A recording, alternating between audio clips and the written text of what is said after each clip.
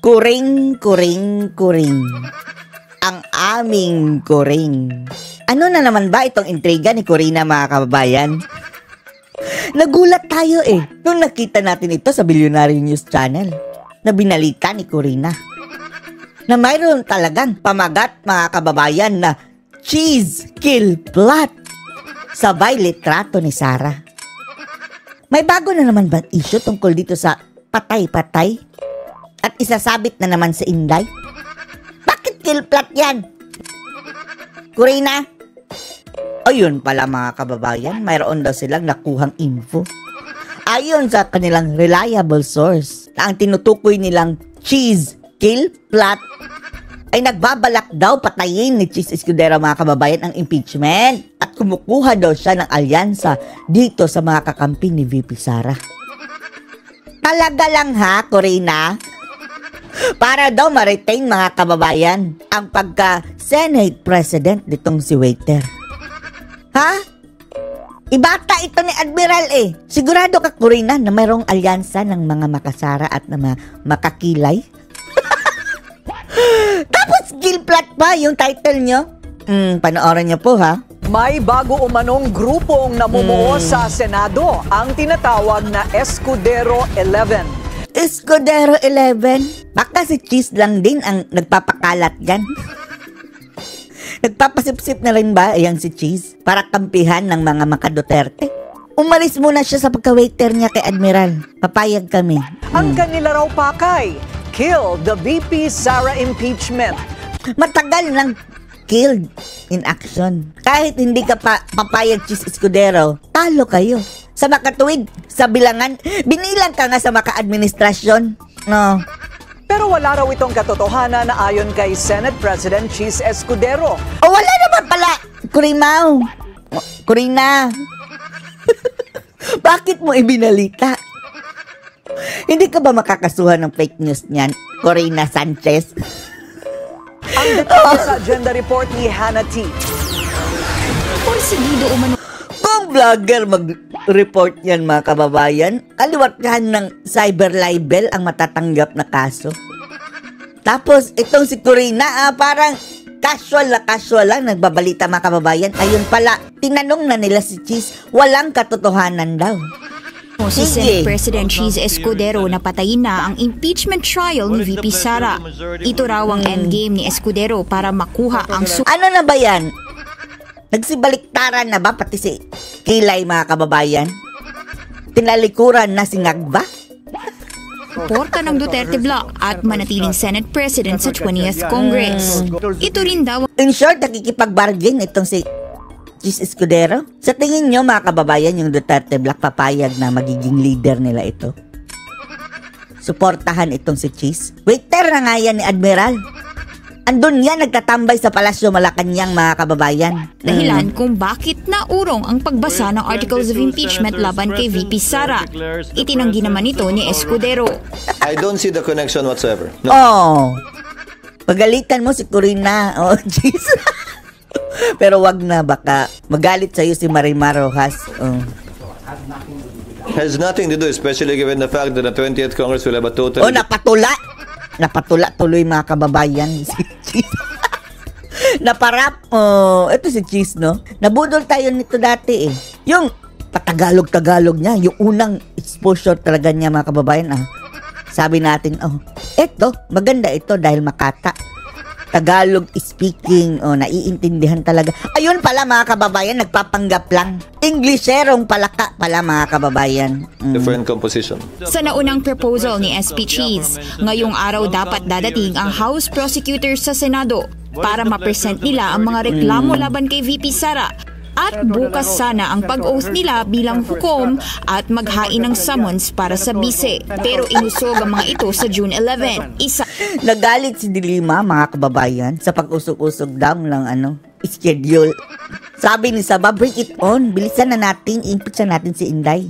Sa mga rason ng pagbigay daan sa pagpasa ng 12 priority bills bago ang Senate adjournment sa June 14. Pero nag-react ang ilang kritiko at sinabing baka paraan lang ito para sa self-interest ni Escudero bilang SP at tuluyan ng itigil ang impeachment trial. Oh? ang mga animal na ito mga kababayan. Dadami na sila next Senate. Andun na si Pagpag at si Matsing mga kababayan. At ang plano sa 2028, tatakbo rin si Lutang. Bumisita na dyan Naniniktik na mga kababayan si Leni Robredo at si Drilon. Si Drilon. Ang dami na nila niyan mga kababayan. At ang estilo nila, hindi na nila inaatake ang mga Duterte. So, except itong animal na to. Dahil tatakbo yung presidente sa 2028. Pero yung sina Pagpag, sina Matsing, kaya nanalo yun mga kababayan dahil silent yun tungkol sa mga Duterte. At ewan din natin kung mayroon bang magic. Kaya ngayon mga kababayan, si Lutang Robredo, si Drilon, pati si Makalinta mga kababayan, ang kanilang estilo, hindi aatakihin ang mga Duterte. Pansinin nyo. Sa gitna ng pagkakabinbin, lumitaw sa isang politiko report na 10 senador ang Yan ba ang tinatawag ninyong supporter ng kilay? Si Bongo ba to? Pati si Robin, mga taga-PDP laban? Kung ganyan sila karami mga kababayan, doon na lang sila kay Marcoleta. 10 senador ang sinasabing sumusuporta sa planong Sabi ni Delon, malabo yung mangyari dahil in history wala pang newbie daw na maging Senate President. Anong newbie? Ang tagal ni Marcoleta dyan sa Kongreso mga kababayan, katulad lang din yan ng Senado. Mas mahirap pa nga doon sa Kongreso dahil napakaraming miyembro. Dyan sa Senado, 24 lang. Alam ni Marcoleta ang pasikot-sikot dyan. Abogado din si Marcoleta. At reasonable mga kababayan. Si Marcoleta na ang gawing Senate President. Ang impeachment. Kabilang dito ang Duterte allies na sina Senador Bongo at Bato de la Rosa. Hindi si Marcoleta, di si Bongo. Bakit ang kilay pa? Para naman madidiktahan na naman mga kababayan ng amo niya. Waiter! Bill please! At ilang fence-sitters. Nabansagan na sila bilang Escudero 11. Kung papalitan si Cheese ngayon, and then may paparating na bagong set of senators mga kababayan. Mapapalitan na din. Kailangan ni SP Cheese ng 13 out of 24 votes para ma-retain bilang SP sa susunod na kongreso. Sinusubukan pa ng Bilyonaryo News Channel kunan ng pahayag ang mga senador. Ang susundin naming lahat ang desisyon ng plenaryo ng mas nakararami. Mukhang pinapalabas Cheese na tumatalon ka na. Namamangka ka na sa 2 ilog, Cheese Escudero. At sa oras na base dito sa balita ni Corina. Tapos ang 19th Congress, ang 20th na ang bahalang magdesisyon kung tuloy ang paglilitis. Kung di man nila ituloy, wala rin naman daw violation dahil may sariling kapangyarihan ng bawat kongreso na hindi pwedeng i-bound ng naunang termino. Hindi pa nga opisyal na nagsisimula ang impeachment trial. Tila nauudlot na ito. At sa gitna ng pagkabinbin, ang tanong ngayon... Ang kilay. Cheese, mukhang kailangan ng bagong retouch yung kilay mo. Mukhang, kumukupas na mga kababayan yung kulay. Tutuloy pa ba ang presentation ng articles of impeachment sa huling araw ng sesyon? O kailangan ng umpisahan muli pagpasok ng 20th Congress? Lilinawin ko lang, babalik pa ba ito? Linawin mo, Corina. Yung tinatawag mong cheese kill plot. Dininay na ni mga kababayan, Cheese Escudero, pero binalita ni Corina. Sa lower house, hindi na. Kasi natapos na sila doon. That's correct, right? Yes, Corina, tama. Hindi na yun babalik sa house. Ang hindi ko lang maintindihan, bakit napakatagal na nating pinag-uusapan ang legalidad tungkol sa dapat ba o hindi dapat na matuloy ito ngayon. Busy kasi sila sa election the past few months. At hindi sa susunod na Senado o parang composition ng Senado. Yan ay dahil sa Senate President. Dahil hindi... Sinabi mong mayroong kill plot. Si Corina mga kababayan, sinisin na si Cheese Escudero. Na siyang dahilan daw di umano naantala yung impeachment. Pa niya, kinakalendaryo. Galit na si Corina mga kababayan. Yes, Corina, tama. Kailan pala papasok sa gabinete si Marimar Rojas? Ewan lang natin mga kababayan. Sana nga lang yan si Marojas, manahimik na lang siya. Ang delikado niyan mga kababayan, sa 2028 tatakbo rin senador. Ang dami na ng mga liberal pag nagkataon. Dahil ayon sa Senate rules mismo, ang Senate President ang may sole authority para makapagdesisyon kung kailan ba Si Robin, ang taas na ng bigote mo, Robin.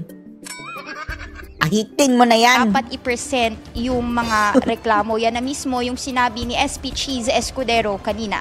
Mr. Suabe, nang tingnan si Robin Hood, no? So Corina. sa pakikimarites mo, Marites, speaking of Marites. dyan sa ibang mga senador, wala bang umaamin sa tinatawag na Escudero 11?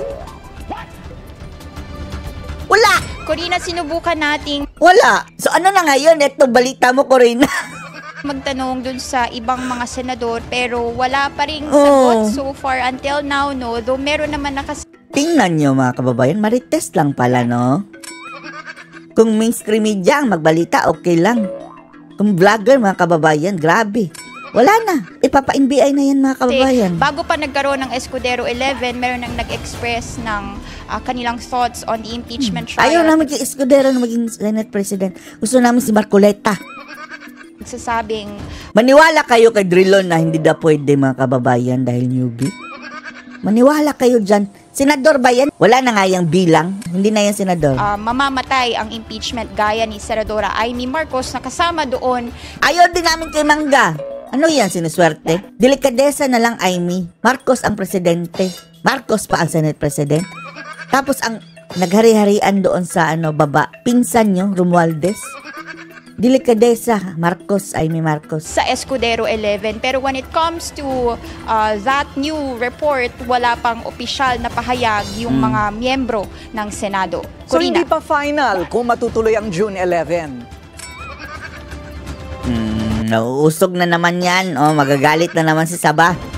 Yes, Corina. Actually, wala pang assurance kung hindi matutuloy ang presentation ng articles of Bloodbath na! impeachment sa June 11. Bagamat kanina may mga manifestation at mga debate sa plenaryo pero wala pa ring pinal na desisyon, no?